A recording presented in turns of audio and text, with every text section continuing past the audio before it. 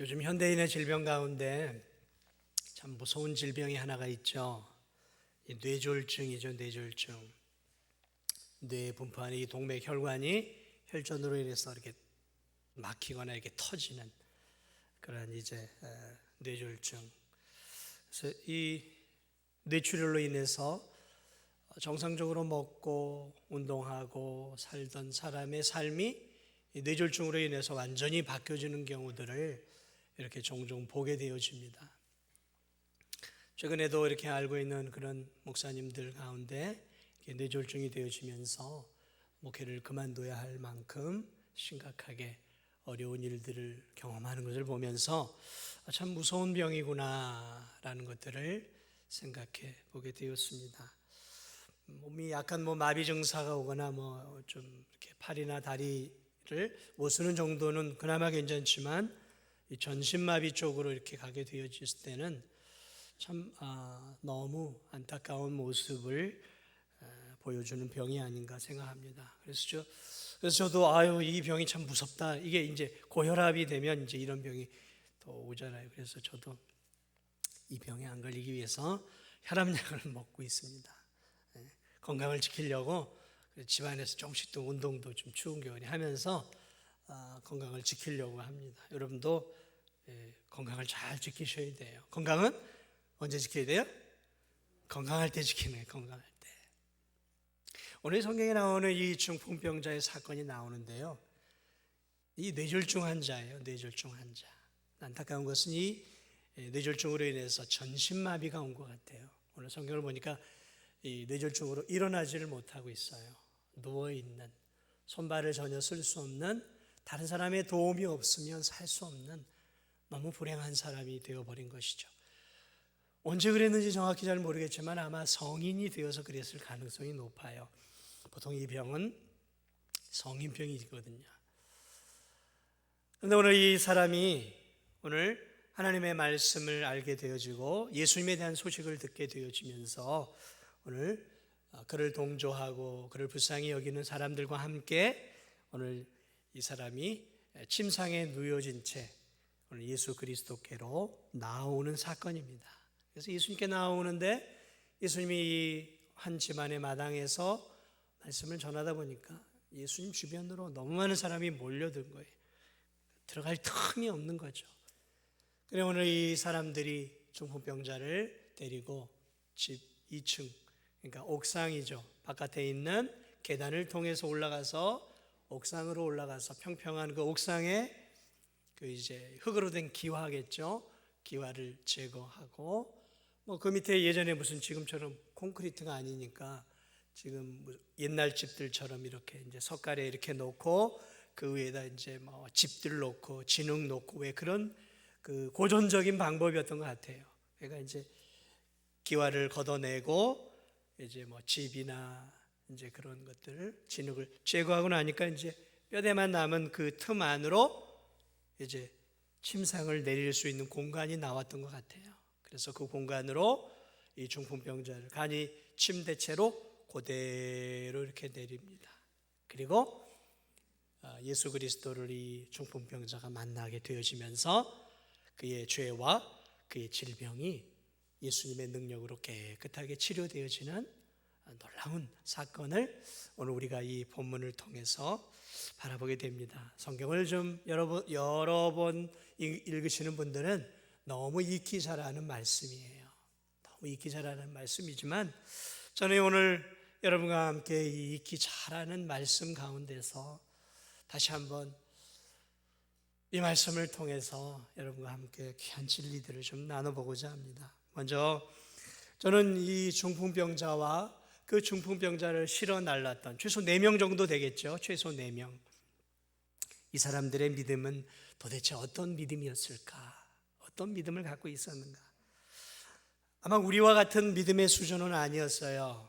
왜냐하면 예수님이 인간이 되어서 활동하고 계셨던 때니까 예수님에 대한 정확한 지식이 우리가 성경을 통해서 알고 있는 그런 지식은 아니었을 거란 말이죠. 자, 불완전한 지식이었음에도 불구하고 오늘 이들의 믿음은 어느 정도의 믿음이었을까? 아마 이 중풍병자도 그렇고 중풍병자를 날라왔던 사람들도 그렇고 예수님에 대한 소문을 들었어요. 지금 이 예수님께서 이 지금 본문에 나와 있는 당시에 활동하던 장소는 어디냐면 저 갈릴리라고 하는 호숫가 주변의 갈릴리도예요. 갈릴리도. 오늘날 말하면 경기도 충청도처럼 도예요. 갈릴리가. 그리고 거기에서 예수님이 중심으로 사역을 하던 곳이 어디냐면 가버나움이라고 하는 그런 진도나 완도나 해남이나 한 그런 지역이었단 말이죠. 거기서 이렇게 활동을 했고 오늘 이 중풍병자도 그 지역이었어요. 그러니까 예수님이 굉장히 기적을 많이 베풀고 말씀을 주도적으로 가르쳐주고 있던 그 주변이었어요. 그러니까 예수님에 대한 소식들이나 정보나 또는 심지어 예수님의 그 놀라운 역사를 경험한 사람들이 그 주변에 허다했어요.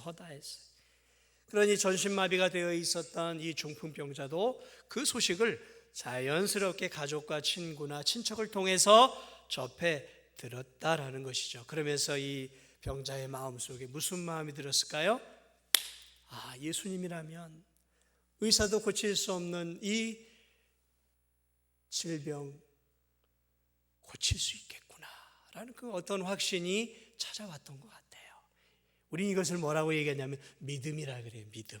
예수님이라면 고칠 수 있겠구나.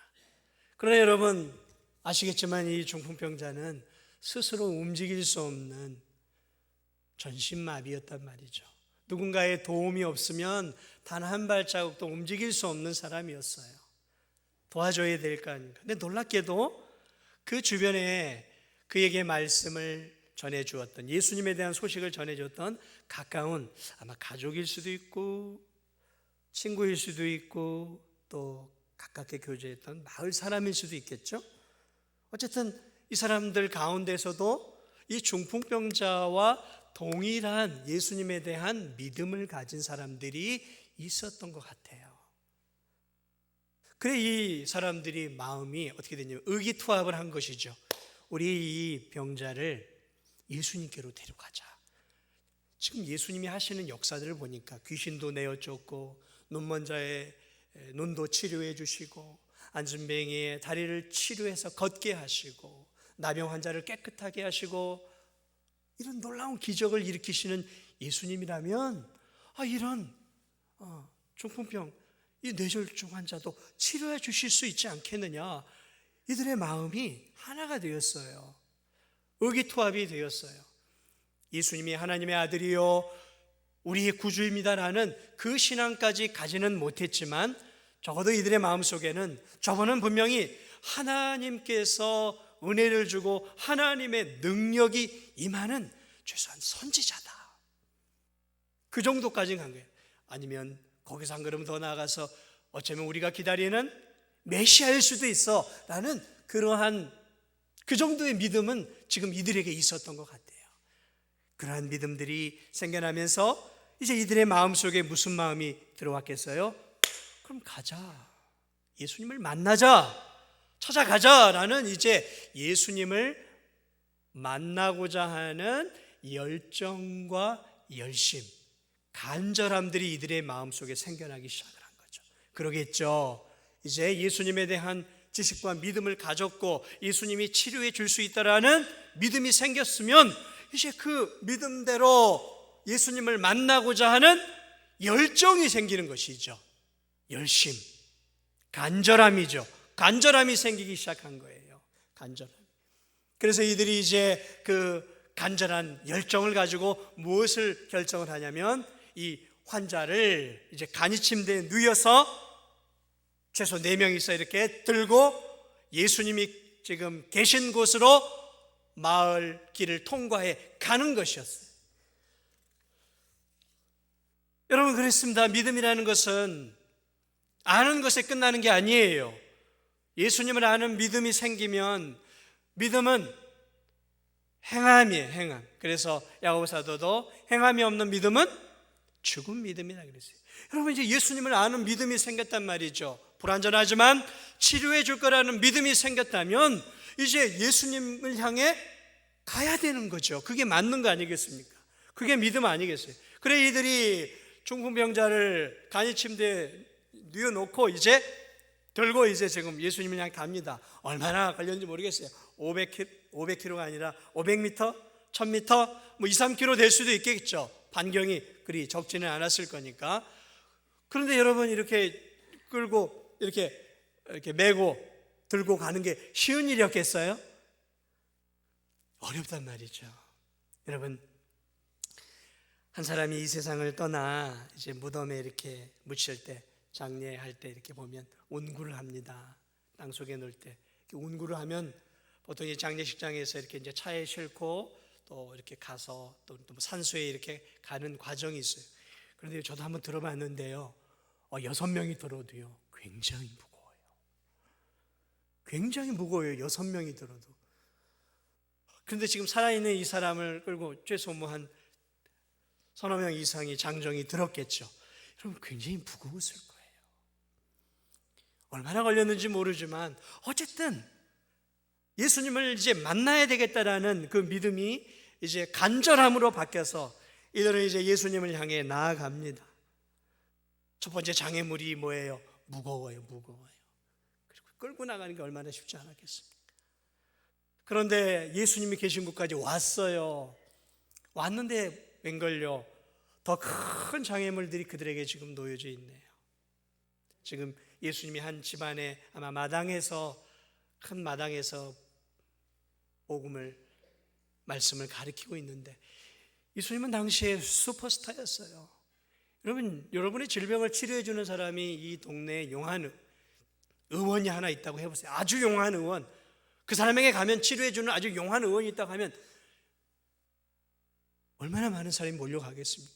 그런데 불치의 병을 고쳐주는 예수님이 한 집안에서 말씀을 전하고 있으니 얼마나 많은 사람, 동네 사람들 한 최소 절반 이상 모였겠지 않았겠어요?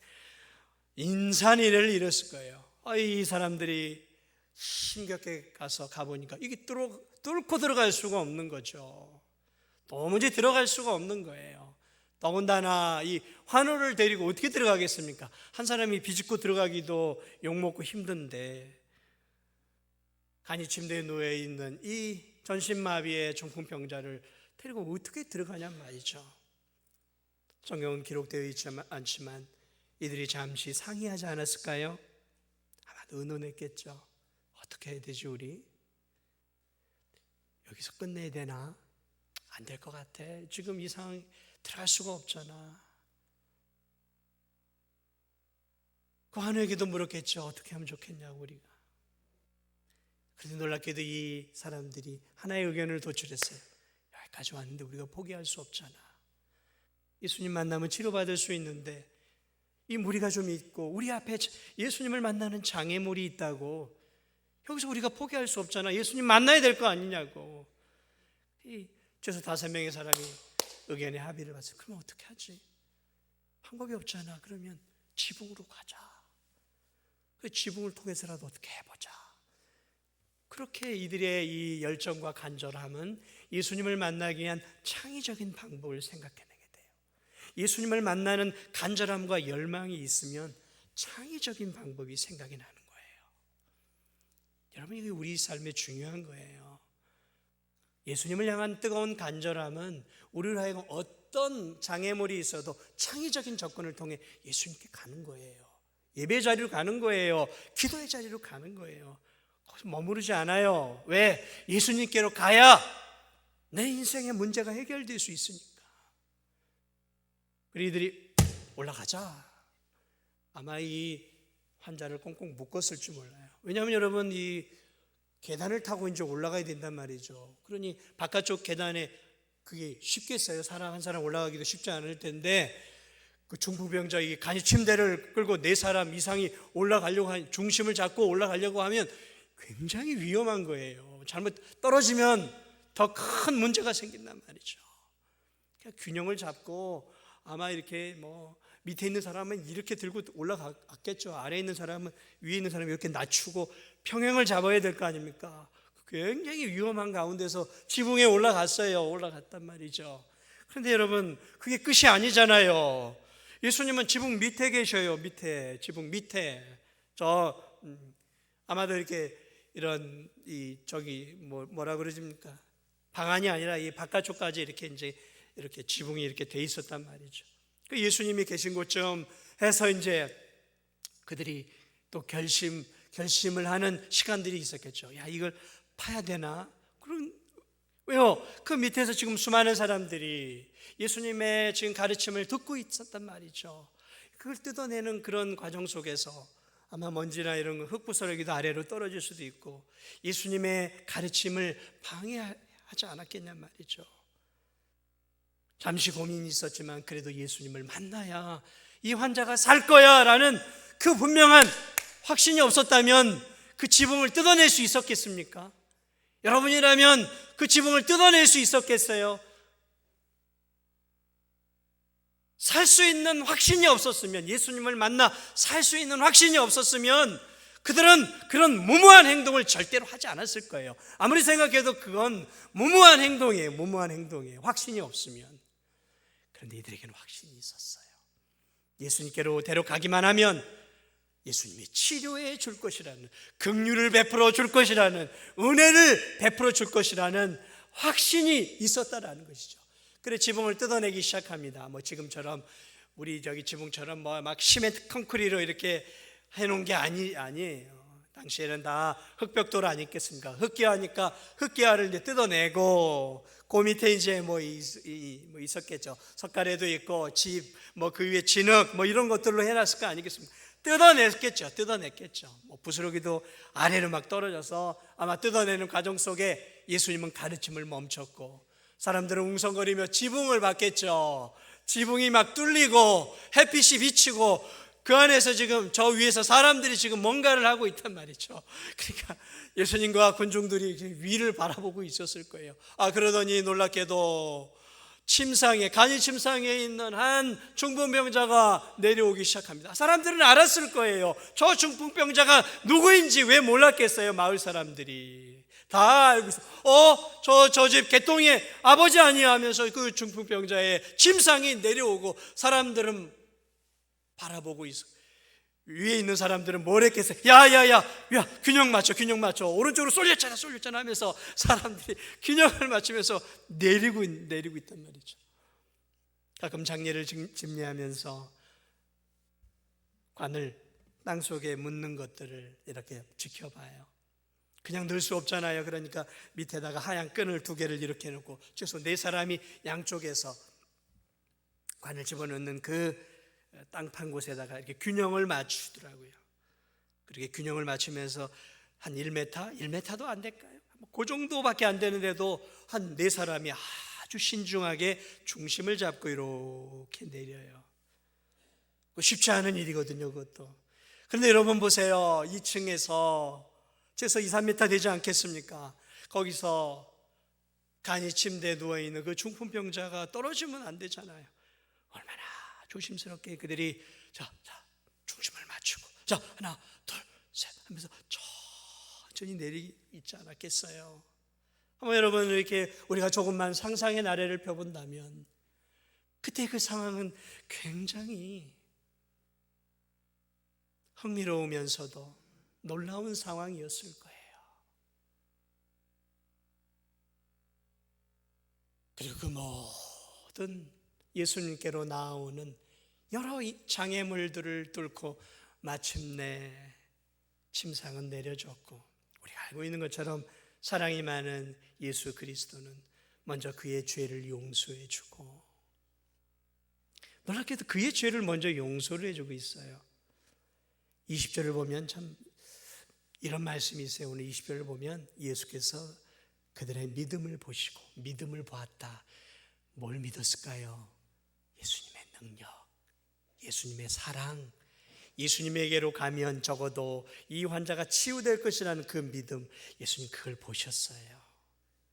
그 믿음을 보시고 이르시되 이 사람아, 중풍병자를 향해 말하고 계시 이 사람아, 네 죄 사함을 받았느니라. 참 놀랍지 않으세요, 여러분? 예수님이 일반적으로 사람을 고칠 때에는 그 병을 치료해 주시는 것에서 보통 끝나고 은혜를 주셔요. 그런데 놀랍게도 오늘 이 중풍병자를 향해서는 뭐라고 얘기하냐면, 치료를 먼저 해주지 않고 뭐라고 얘기하냐면 네 죄 사함을 받았느니라 말씀하고 있어요. 이상하지 않아요? 왜 내 죄 사함을 받았느냐? 치료해 주시면 되는데 육신의 치료 전에 먼저 죄 사함을 받았느니라. 많은 학자들은 성경학자들은 이 구절을 연구하면서 이렇게 얘기를 해요. 이 중풍병자는 방탕한 삶을 통해 뇌졸중이 찾아왔고, 그 전신마비된 상황 속에서 자신의 이 망가진 몸을 보고 한탄할 뿐만 아니라 죄로 인해서 자신이 이 중풍병이 왔으므로 죄에 대해서 안타까워하고 하나님 앞에 내가 이 죄를 어떻게 용서를 받을고 고민하며 육신의 이 질병으로 인해 고통만 받는 것이 아니라 그는 자신의 죄의 무게로 인해서 더 힘든 삶을 살아가고 있었다라고 말하고 있어요. 그런데 오늘 이 본문을 가만히 보면 그것이 틀림이 없는 것 같아요. 왜냐하면 마음을 꿰뚫고 계시는 예수 그리스도께서 이 중풍병자가 육신의 치료만이 아니라 자신의 죄의 문제, 하나님 앞에 지은 죄, 그 죄로 인해 찾아온 이 질병으로 인해 괴로워하고 있었다는 것들을 아시고, 이 병자의 가장 중요한 문제였던 죄의 문제를 건드려 주셔서 먼저 죄를 치료해 주시고 죄를 깨끗게 용서해 주시고 그 다음 그의 육신의 질병을 치료해 주고 있는 놀라운 모습을 볼 수 있습니다. 사랑하는 여러분, 예수님께로 가면, 믿음을 가지고 예수님께로 가면 어떤 놀라운 은혜와 역사들이 일어나는지, 오늘 이 본문은 우리에게 예수님께로 나아가는 아름다운 믿음의 사람들, 그리고 그들이 예수님을 통해 무엇을 얻게 되어지는지를 다시 한번 볼 수 있는 것이죠. 여러분은 어떤 자세로 예배 자리에 오늘 나왔습니까? 간절한 마음으로 나오셨어요? 예수님의 은혜를 받아야 되겠다. 오늘 내가 이 예배 가운데 예수님을 만나야 되겠다. 예수님을 통해 내가 내 영혼의 위로와 힘과 은혜를 받아야 되겠다라는 오늘 이 중풍병자와 같은 마음을 가지고 이 예배 자리에 나오셨습니까? 아멘. 예배가 다 예배지 뭐. 그런 마음으로 앉아 있으면은 나에게 찾아오는 게 뭘까요? 졸음이에요. 예수님에 대한 기대함이, 하나님에 대한 기대함이 없으면 찾아오는 게 뭐겠어요? 졸음밖에 없는 거예요. 졸음밖에 없는 거예요.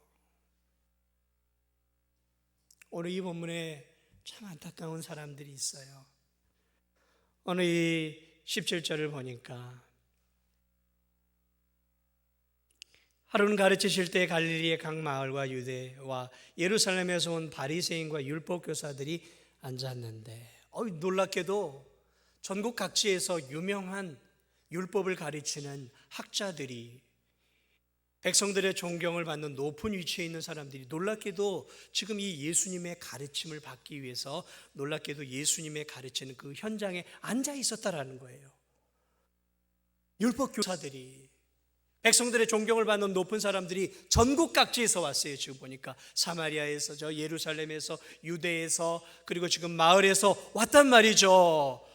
놀라운 일이죠. 그런데 이 사람들이 지금 어떤 자세로 지금 앉아 있는가, 말씀을 받고 있는가, 가만히 보니까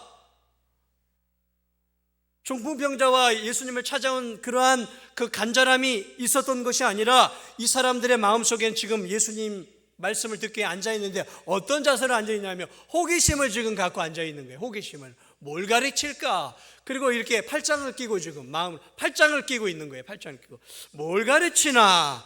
저 사람이 뭘 가르치고 있는 것인가? 다리를 꼬고 지금 앉아서 있는 거예요. 도대체 뭘 가르치나?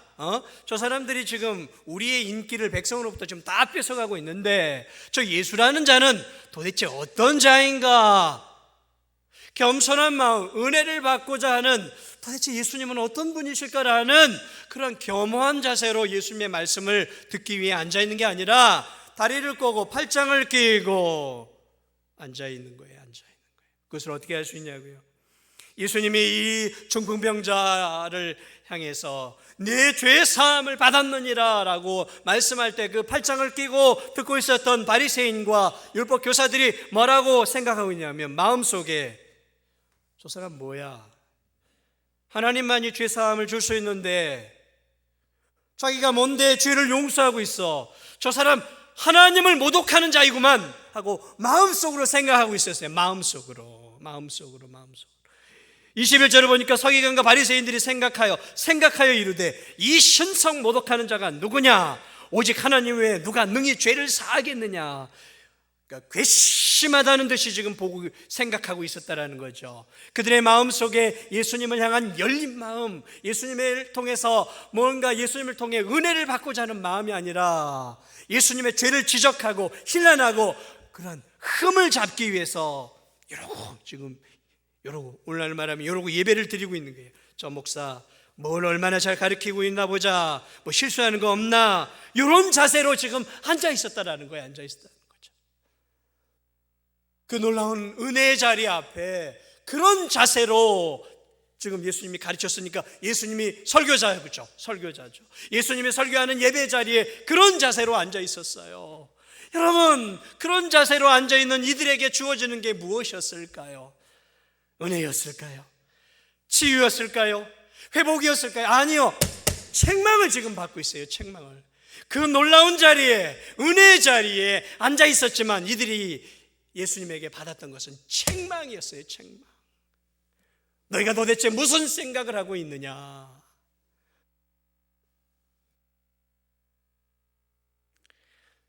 그러고 보면 예수님께 나와 예배를 드려도 그 예배를 드리는 사람들의 무리는 언제나 두 무리였어요. 두 무리.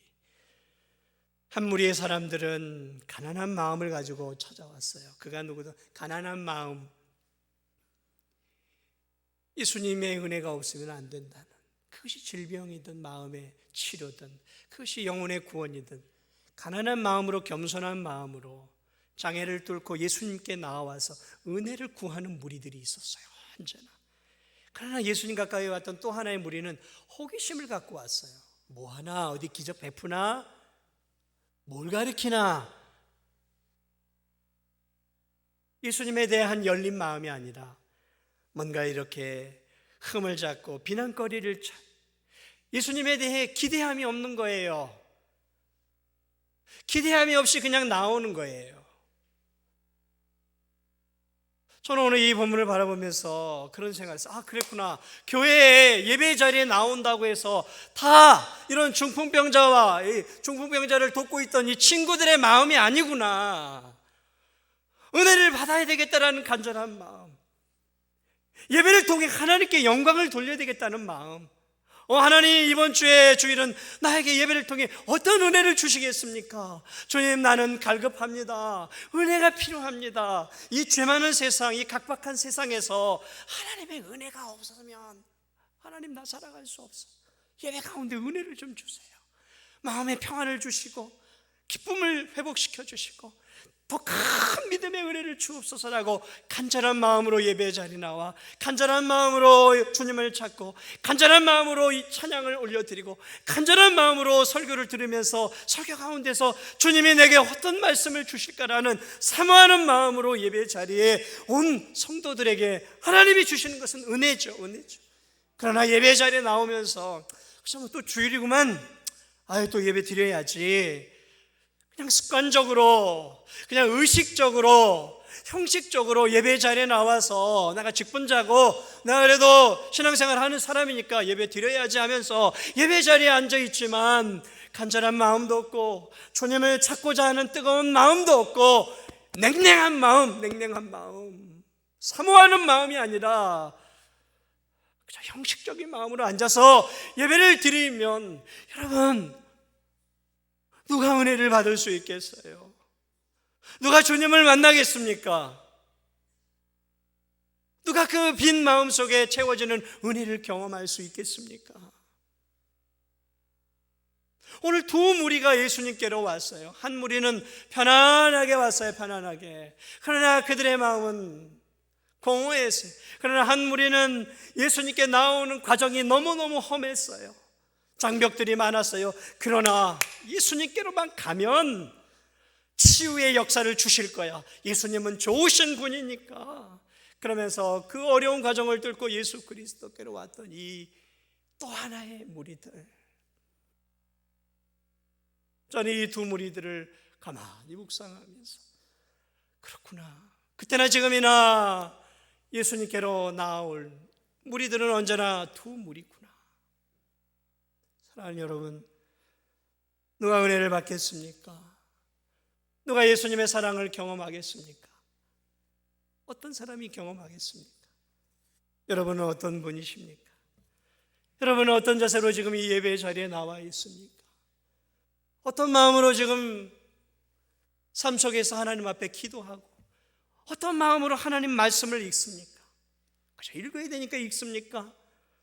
그저 성도니까 그래도 하루에 한 장씩은 읽어야 되니까 읽습니까? 아니면 말씀을 읽으면서도 갈급한 마음으로 이 안에서 하나님을 찾고 은혜를 경험하기 위해서 간절한 마음으로 우리가 말씀을 읽고 있습니까? 교회 안에서만이 아니라 내 삶 속에서도 마찬가지죠. 어떤 자세로 우리는 예수님을 향해 가고 있냐라는 거죠. 사랑하는 여러분, 저는 정말 불쌍한 무리는 이 바리새인과 율법 교사들, 하나님의 말씀으로 가득 채워져 있었지만 말씀으로 하나님의 사람들을 가르치는 특권을 가지고 있었지만 실상은 예수님 앞에 영적으로는 이들이 중풍병자들이었어요. 놀랍게도 이들이 영적으로는 중풍병자들이어서 예수님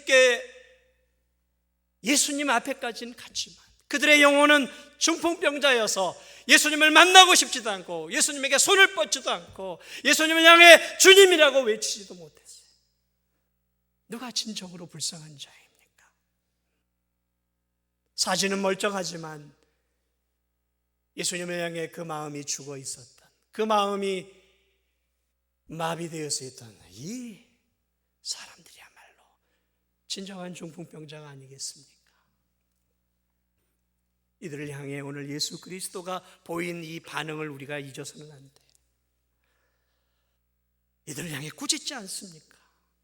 너가 도대체 무슨 생각들을 하고 이 자리에 앉아있느냐라고 꾸짖고 있어요. 그러나 지붕을 뚫고 들어왔던 그를 향해서 이 무례한 녀석들, 지금이 뭐하는 자리인데 감히 지붕을 뚫고, 예수님 그러지 않으셨어요. 예수님을 사모하는 마음을 가지고 지붕을 뚫어도 예수님은 기뻐하면서 그들의 믿음을 보시고 그래, 네 믿음대로 될지어다 하시며 그의 죄를 사해 주시고 그리고 그의 질병을 치료해 주셨어요. 사랑하는 여러분, 왜 예수님이 하늘의 영광을 버리고 이 땅에 오셨을까요? 그저 우리의 질병을 치료해 주시기 위해서였을까요? 아니에요. 우리의 삶에 필요한 먹을 것, 떡을 제공해 주시기 오셨을까요? 아니에요. 그분이 이 땅에 오신 것은 우리의 영혼의 구원, 죄의 문제를 해결해 주시기 위해 오셨어요. 이 중풍병자의 질병보다도 더 중요한 그 중풍병자의 죄의 문제를 해결해 주시기 위해 오셨던 거예요. 성경은 이렇게 얘기합니다. 출애굽기 15장 26절에 나는 너희를 치료하는 여호와라. 나는 너희를 치료하는 여호와라. 여호와 하나님은 치료의 하나님이시라는 거죠. 예수 그리스도께서 치료를 통해서 내가 구약의 여호와 하나님이시다라는 것을 보여주고 있잖아요. 예레미야 31장 34절에 보면 내가 그들의 악행을 사하고 다시는 그 죄를 기억하지 아니하리니 여호와의 말씀이니라. 여호와 하나님이 이렇게 얘기했어요. 나는 그들의 악행을 용서해주고 그 죄를 기억하지 아니하리라. 구약의 여호와 하나님은 죄를 용서해 주시는 하나님이었어요. 죄를 용서해 주시는 것은 하나님의 일이었어요. 그런데 예수 그리스도께서 이 병자를 향해서 네 죄의 사함을 받았느니라. 구약의 하나님 여호와 하나님만이 하실 수 있는 게 죄의 용서였어요. 내가 육신을 입고 온 여호와 하나님이시다라는 것을, 이 죄인의 병자의 죄를 용서해 주시면서 자신이 구약의 그 위대한 하나님으로서 이 땅에 육신을 입고 온 하나님이시다라는 것들을 보여주고 있잖아요. 여러분, 우리가 믿고 있는 예수님, 그저 위대한 성자, 위대한 교훈을 주고 도덕 선생이 아니에요. 그런 예수님이라면 믿지 마세요. 차라리 공자를 믿으세요. 차라리 석가를 믿으세요. 차라리 마호멧을 믿으세요. 차라리 더 훌륭한 사람들을 따라가세요. 예수님은 성자가 아니에요. 예수님은 위대한 도덕 선생이 아니에요. 예수님은 하나님이세요. 하나님. 우리의 죄를 용서해 주시기 위해 친히 자신이 보배 피를 흘리러 오신 하나님이셨다라는 것이죠. 하나님이에요.